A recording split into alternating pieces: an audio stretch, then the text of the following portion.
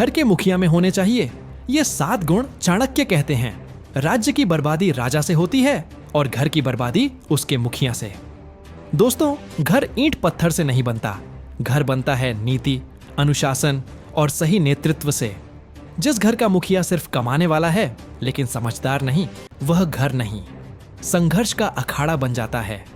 आचार्य चाणक्य ने हजारों साल पहले ही चेतावनी दे दी थी। जिस घर का मुखिया मूर्ख, लालची या क्रोधी हो, वहां शांति, सम्मान और भविष्य तीनों नष्ट हो जाते हैं। आज हम उसी कठोर लेकिन सच्ची चाणक्य नीति की बात करेंगे, जिसे जानना हर पिता, हर पति और हर उस व्यक्ति के लिए जरूरी है जो खुद को घर का मुखिया कहलाना चाहता है। यह वीडियो आपको बताएगा मुखिया सिर्फ आदेश देने वाला क्यों नहीं होना चाहिए, किन गलत आदतों से पूरा वंश कमजोर हो जाता है और वो कौन से गुण हैं जो घर को स्वर्ग भी बना सकते हैं और नरक भी। यह वीडियो मीठी बातें नहीं करेगा। यह चाणक्य की आग है जो गलत को जला देगी और सही को मजबूत बना देगी। अगर आप चाहते हैं घर में शांति, परिवार में सम्मान और अगली पीढ़ी में संस्कार, तो इस वीडियो को अंत तक जरूर देखिए, क्योंकि मुखिया सही हो तो घर महल बनता है और मुखिया गलत हो तो महल भी खंडहर बन जाता है। चाणक्य कहते हैं कि मुखिया वह नहीं जो ऊंचा बोले, मुखिया वह है जिसकी मौजूदगी ही शांति पैदा करे। आचार्य चाणक्य कहते हैं जो घर का नेतृत्व करता है उसमें क्रोध नहीं, विवेक होना चाहिए। वह हर बार बोलकर नहीं, कई बार चुप रहकर भी नेतृत्व करता है। एक बार मगध के दरबार में जब युद्ध की आशंका मंडरा रही थी तो सभी मंत्री घबराए हुए थे। सब एक दूसरे पर आरोप लगा रहे थे, लेकिन तभी चाणक्य खड़े हुए, न जोर से बोले न हाथ उठाया, बस शांत स्वर में बोले, जब घर में आग लगी हो तो पानी लाने वाला चाहिए, घी डालने वाला नहीं। बस इतना कहना था और पूरा दरबार शांत हो गया। आज घरों में मुखिया सिर्फ आदेश देता है लेकिन खुद उदाहरण नहीं बनता। सच्चा मुखिया वह होता है जो पहले खुद शांत होता है ताकि घर भी शांत रह सके। तो पूछिए खुद से, क्या आपकी मौजूदगी घर में शांति फैलाती है या डर? लेकिन शांति अकेले काफी नहीं। जो घर का मुखिया है उसमें एक और बेहद जरूरी गुण होना चाहिए, वरना हर रिश्ता धीरे धीरे टूटने लगता है। चाणक्य कहते हैं कि मुखिया वह है जो सुनने की कला जानता हो, बोलने की नहीं। चाणक्य कहते हैं जो मुखिया सुन नहीं सकता वह सही निर्णय कभी ले नहीं सकता। आज के समय में पिता, बड़े भाई या घर के मालिक सुनना ही भूल गए हैं। हर किसी को लगता है मैं जानता हूं सब कुछ, लेकिन चाणक्य की नीति कहती है जब तुम सुनते हो तो तुम सिर्फ शब्द नहीं सुनते, तुम उस व्यक्ति के भीतर के दर्द और सोच को भी समझते हो। एक बार चंद्रगुप्त खुद चाणक्य से कह बैठा, आपने तो मुझे कभी समझा ही नहीं। चाणक्य ने उत्तर में कुछ नहीं कहा, बस 3 दिन तक कुछ नहीं बोले। तीसरे दिन बोले, नेता वही है जो मौन में भी संवाद ढूंढ ले। अगर घर का मुखिया बच्चों की बात, पत्नी की बात या बुजुर्गों की चुप्पी नहीं समझ पाता तो वह केवल कमांडर है, नेता नहीं। अब सोचिए, क्या आप अपने घर में सबसे ज्यादा बोलते हैं या सबसे ज्यादा सुनते हैं? लेकिन सिर्फ सुनना ही काफी नहीं। मुखिया में एक और ऐसी चाणक्य चाल होनी चाहिए जो घर को टकराव से बचा सके। चाणक्य कहते हैं कि मुखिया को माफ करना आना चाहिए, लेकिन मूर्खता को नहीं सहना चाहिए। आचार्य चाणक्य ने यह नीति खास तौर पर परिवार के लिए लिखी थी। एक बार उनके ही शिष्य ने भारी गलती कर दी। चाणक्य ने ना तो उसे सजा दी, ना उसे तुरंत माफ किया। उन्होंने बस कहा, माफ वही किया जा सकता है जो खुद को सुधारना चाहता है। आज घरों में मुखिया या तो हर गलती माफ करता है और घर बर्बाद हो जाता है, या फिर हर गलती पर इतना सजा देता है कि लोग डरने लगते हैं। संतुलन ही नेतृत्व की असली परीक्षा है। माफ करना कोई कमजोरी नहीं, लेकिन हर बार आंख मूंद लेना मूर्खता है। लेकिन इन तीनों गुणों के बाद जो अगला गुण है वह पूरे घर को दिशा देता है। अब आगे आप जानेंगे कि कैसे एक मुखिया की सोच पूरे वंश का भविष्य तय करती है और क्या होता है जब घर का मुखिया निर्णय लेने में डरने लगता है। लेकिन यहां एक बात और समझो, जिस घर का मुखिया हर समय सिर्फ दूसरों को समझाने में लगा हो और खुद कभी खुद को न समझे, तो वहां सच्चा विकास नहीं होता। एक अच्छा राजा वह नहीं होता जो सिर्फ आदेश दे, बल्कि वह होता है जो सबसे पहले खुद पर शासन कर सके। चाणक्य कहते हैं कि जो व्यक्ति अपने घर में सबसे पहले खुद को बदलना शुरू करता है वही घर का असली नेता कहलाता है। एक बार की बात है, चाणक्य से एक गृहस्थ पुरुष मिलने आया। उसके चेहरे पर चिंता की रेखाएं थीं। वह बोला, आचार्य, मेरे बच्चे बिगड़ते जा रहे हैं। मेरी पत्नी भी बात नहीं मानती। घर में शांति नहीं है। चाणक्य ने उसकी बात सुनी और केवल एक वाक्य कहा, घर का पतन तब शुरू होता है जब उसका मुखिया केवल अधिकार जताता है पर स्वयं कोई आदर्श नहीं बनता। उस दिन वह व्यक्ति कुछ नहीं बोला, पर कुछ दिनों बाद जब फिर से आया तो उसके चेहरे पर शांति थी। वह बोला, आचार्य, मैंने आपकी बात को जीवन में उतार लिया। अब मेरे बच्चे मेरी बात सुनते हैं क्योंकि मैं पहले उन्हें सुनता हूं। मेरी पत्नी मुझसे खुलकर बात करती है क्योंकि अब मैं उस पर हुक्म नहीं चलाता बल्कि उसका साथ देता हूं। यही है नेतृत्व की असली परिभाषा।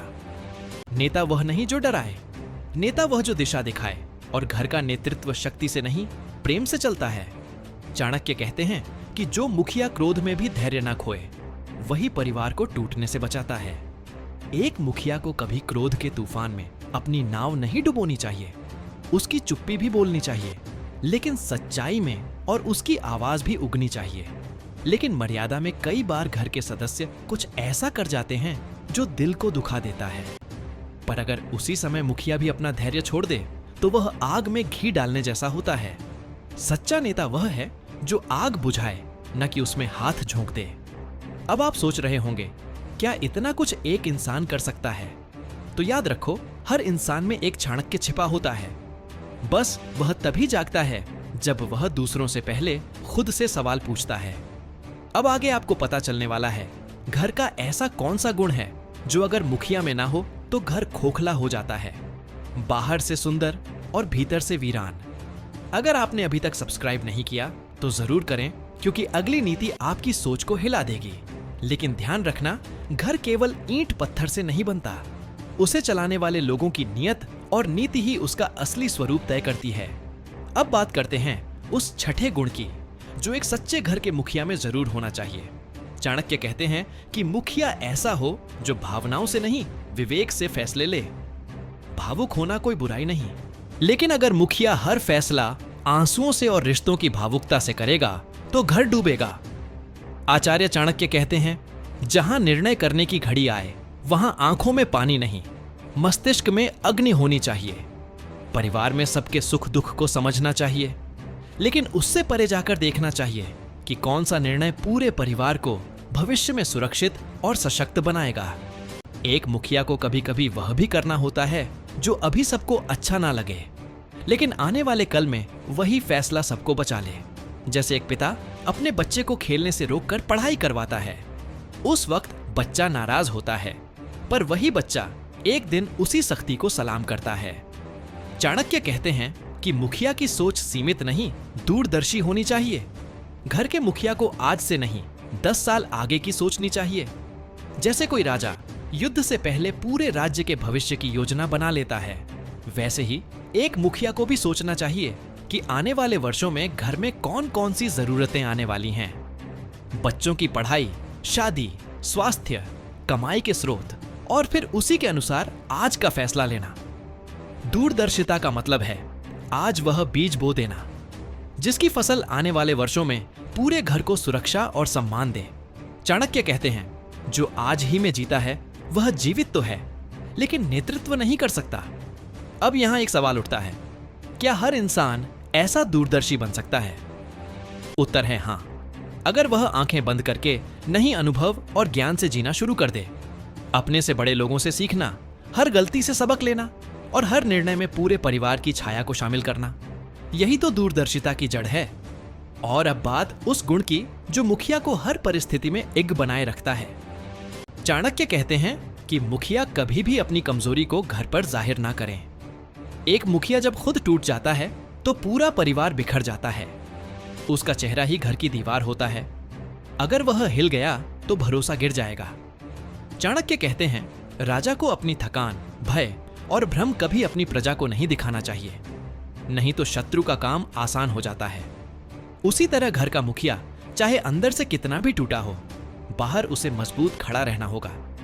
इसका मतलब यह नहीं कि वह झूठ बोले या दुख ना महसूस करे, बल्कि इसका अर्थ है कि वह जब भी टूटे अकेले टूटे, लेकिन जब खड़ा हो तो पूरी ताकत से हो।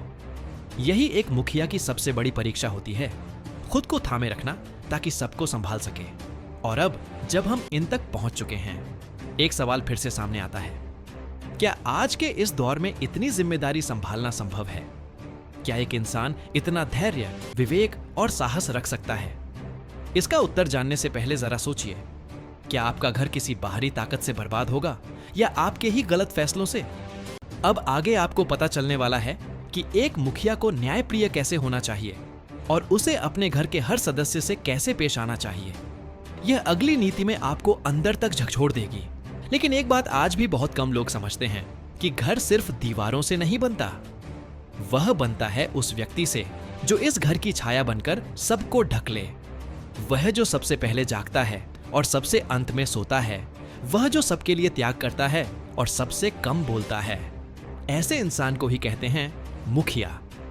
लेकिन चाणक्य ने कहा है, यदि मुखिया में यह 7 गुण नहीं है तो वह परिवार को बांध नहीं सकता। लेकिन अगर मुखिया हर फैसला आंसुओं से और रिश्तों की भावुकता से करेगा तो घर डूबेगा। आचार्य चाणक्य कहते हैं, जहां निर्णय करने की घड़ी आए वहां आंखों में पानी नहीं, मस्तिष्क में अग्नि होनी चाहिए। परिवार में सबके सुख दुख को समझना चाहिए, लेकिन उससे परे जाकर देखना चाहिए कि कौन सा निर्णय पूरे परिवार को भविष्य में सुरक्षित और सशक्त बनाएगा।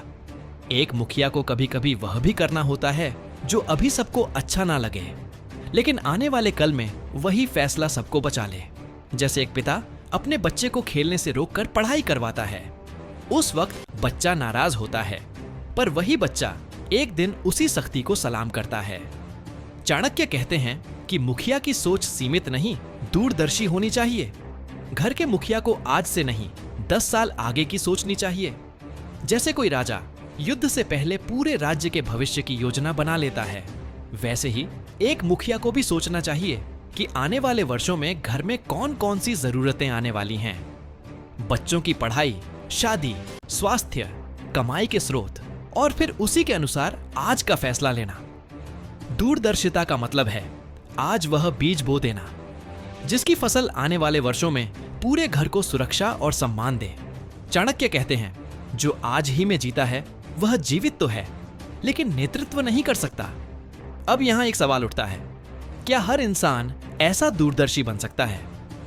उत्तर है हां, अगर वह आंखें बंद करके नई अनुभव और ज्ञान से जीना शुरू कर दे। अपने से बड़े लोगों से सीखना, हर गलती से सबक लेना और हर निर्णय में पूरे परिवार की छाया को शामिल करना, यही तो दूरदर्शिता की जड़ है। और अब बात उस गुण की जो मुखिया को हर परिस्थिति में इग्ग बनाए रखता है। चाणक्य कहते हैं कि मुखिया कभी भी अपनी कमजोरी को घर पर जाहिर ना करें। एक मुखिया जब खुद टूट जाता है तो पूरा परिवार बिखर जाता है। उसका चेहरा ही घर की दीवार होता है। अगर वह हिल गया तो भरोसा गिर जाएगा। चाणक्य कहते हैं, राजा को अपनी थकान, भय और भ्रम कभी अपनी प्रजा को नहीं दिखाना चाहिए, नहीं तो शत्रु का काम आसान हो जाता है। उसी तरह घर का मुखिया चाहे अंदर से कितना भी टूटा हो, बाहर उसे मजबूत खड़ा रहना होगा। इसका मतलब यह नहीं कि वह झूठ बोले या दुख ना महसूस करे, बल्कि इसका अर्थ है कि वह जब भी टूटे अकेले टूटे, लेकिन जब खड़ा हो तो पूरी ताकत से हो। यही एक मुखिया की सबसे बड़ी परीक्षा होती है, खुद को थामे रखना ताकि सबको संभाल सके। और अब जब हम इन तक पहुंच चुके हैं, एक सवाल फिर से सामने आता है, क्या आज के इस दौर में इतनी जिम्मेदारी संभालना संभव है? क्या एक इंसान इतना धैर्य, विवेक और साहस रख सकता है? इसका उत्तर जानने से पहले जरा सोचिए, क्या आपका घर किसी बाहरी ताकत से बर्बाद होगा या आपके ही गलत फैसलों से? अब आगे आपको पता चलने वाला है कि एक मुखिया को न्यायप्रिय कैसे होना चाहिए और उसे अपने घर के हर सदस्य से कैसे पेश आना चाहिए। यह अगली नीति में आपको अंदर तक झकझोर देगी। लेकिन एक बात आज भी बहुत कम लोग समझते हैं कि घर सिर्फ दीवारों से नहीं बनता, वह बनता है उस व्यक्ति से जो इस घर की छाया बनकर सबको ढक ले। वह जो सबसे पहले जागता है और सबसे अंत में सोता है, वह जो सबके लिए त्याग करता है और सबसे कम बोलता है। ऐसे इंसान को ही कहते हैं मुखिया। लेकिन चाणक्य ने कहा है, यदि मुखिया में यह 7 गुण नहीं है तो वह परिवार को बांध नहीं सकता।